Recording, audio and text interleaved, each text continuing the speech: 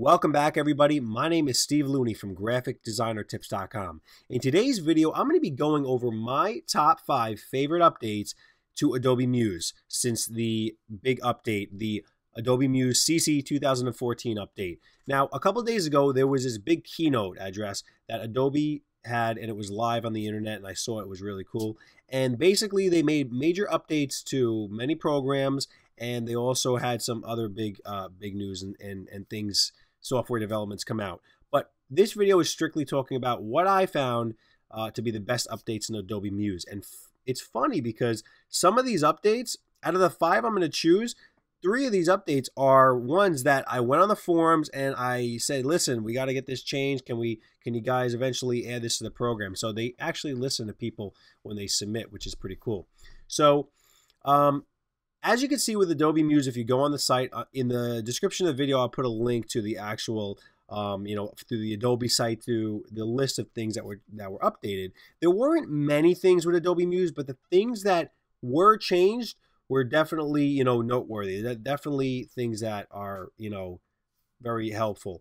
And what's cool about this is, they made this big update right now, but there's, in a few months from now, I'm going to open my Adobe Muse and there's going to be another update. There's going to be another tool, something else is going to be enhanced. And that's what's so great about the Creative Cloud. So I'm going to start with number 5. Number 5 is tiles. Now we can basically tile different windows as opposed to looking at my screen right now. You're going to see my homepage of my business site.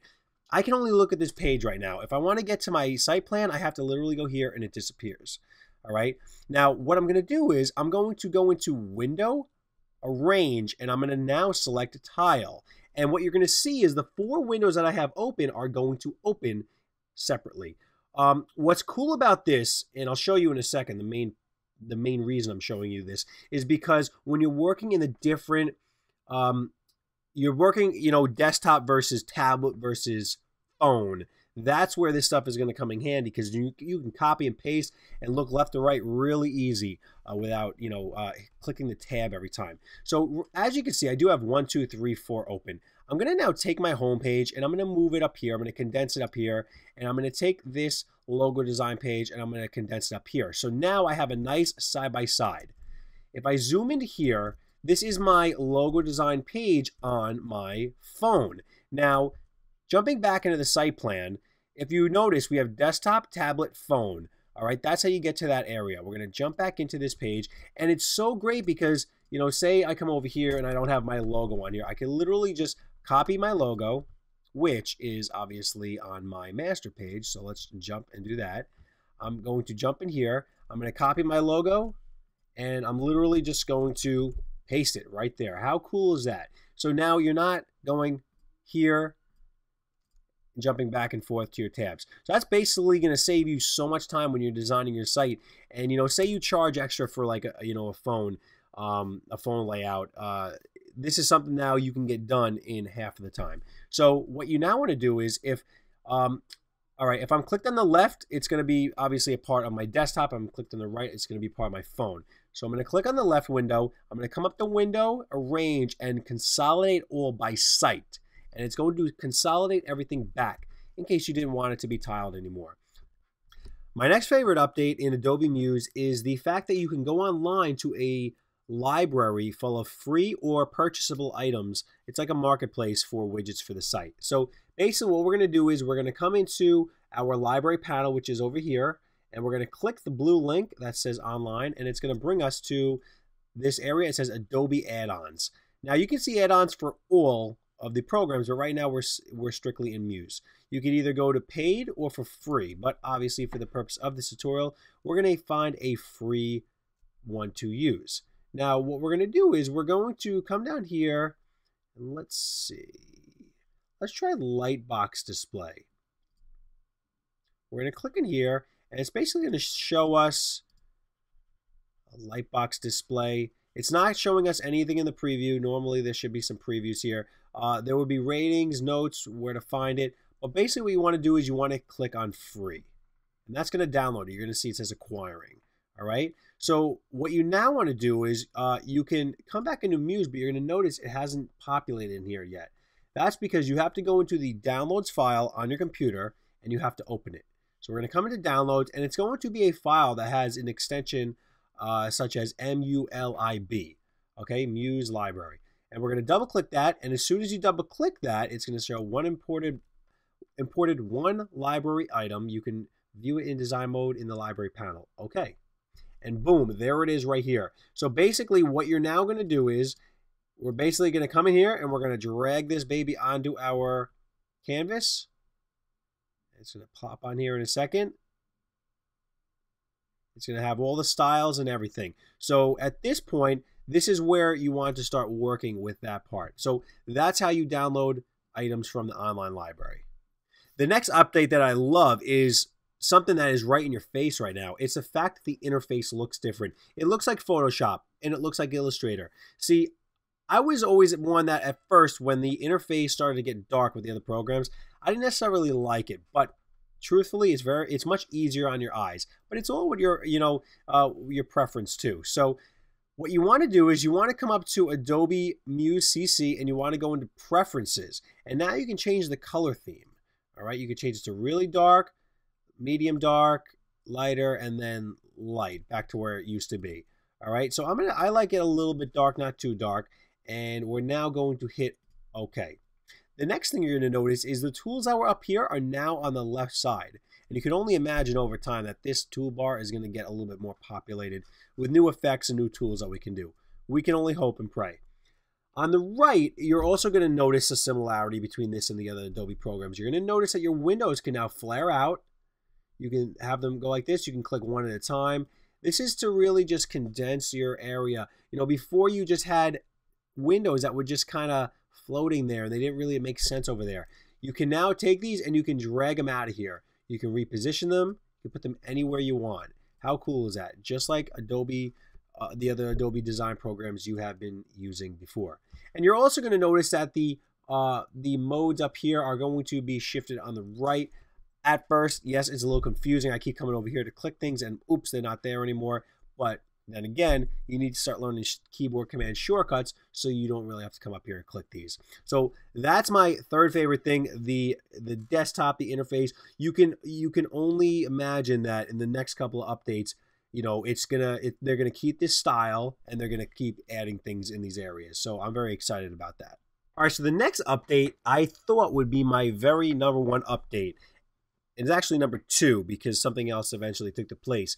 But for a long time, the users were asking Adobe to make in-browser editing available to people who did not host with Adobe and their Business Catalyst system. Basically, now if you have your own hosting provider, you can use in-browser editing. Prior to that, you were not able to. So it was like there was this great feature and we weren't able to use it. It was kind of frustrating. So now what the feature allows you to do is it allows you to set up your clients with their own FTP info.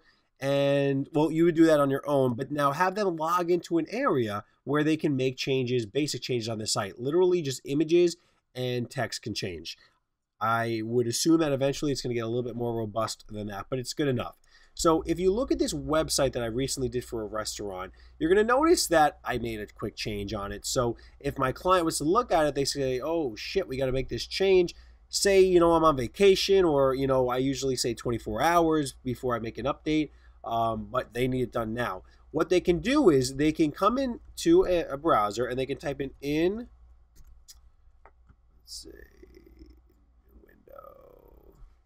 in browser editing.adobe.com, and you're going to notice it says update your website from anywhere. We're now going to type in the name of the website and we're going to hit start editing. All right, now this is where you're going to enter the credentials that you set up for them as their own FTP info.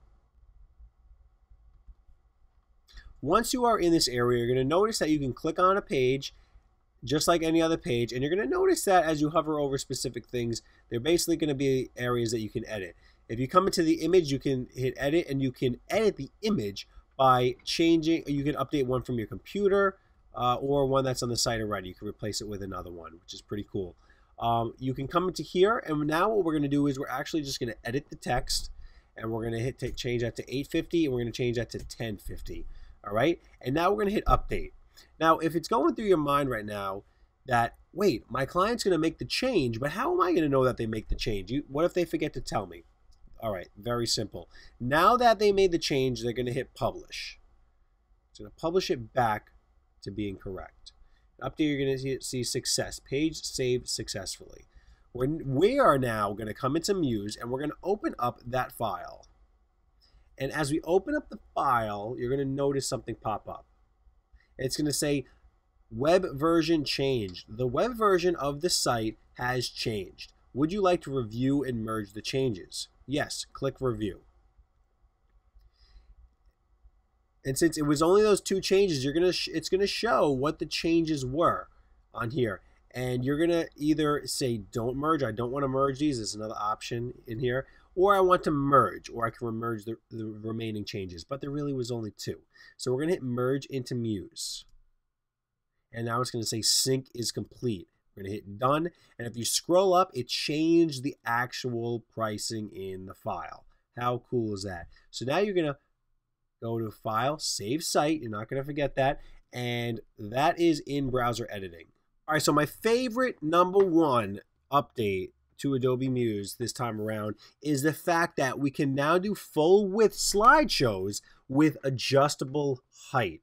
Now, before there was a way to make your slideshows. If we come into our widgets area right over here, we're going to pull out a slideshow, and we're just going to pull out a basic slideshow, right? And we're just going to drop it in the canvas. We could come into here in the options, and we can make that a, where is it? Full screen. Okay, so it would go from left to right, and it would span as you made your browser smaller and wider. But that was kind of annoying because if you wanted to see the top of this image with the mountains, you'd have a really hard time with the header. You'd have to continuously mess with the image to push it down even more. So what now you can do is, as you notice, the way I was doing it on my website, I made a slideshow, and I had to actually have it go over the canvas like this. That's why it looks like that. But now what you can do is, and I did a video on flexible full 100% width elements, but you could basically pull this to the edge. You're going to see the little blue lines up to it, and you're going to pull this one, and all of a sudden it's going to snap to the side. All right, let's just zoom in, make sure we did that correctly. And what's going to happen now is we're going to go to File, Preview Page in Browser.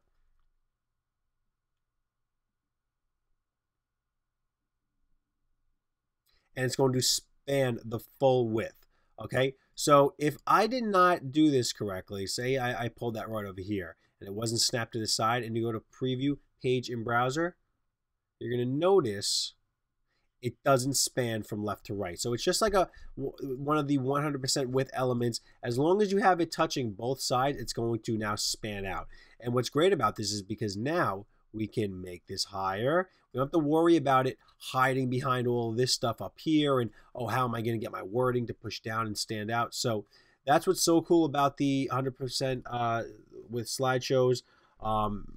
It's just awesome. So I asked Adobe about that at one point, if we can control the height on it, and as well as many other people. So that's it, everybody. I hope you liked my top 5. You can check out the list on Adobe's website. Like I said, there weren't too many to Muse, but the ones that they definitely made were very impactful to myself, at least.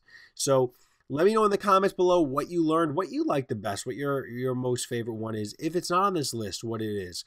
And please share this video out, and share it on our social networks, and subscribe to our channel. Click the subscribe button, and you'll get my updates every time they come out. So I'll see you guys for the next episode. Have a great night, everybody. Peace.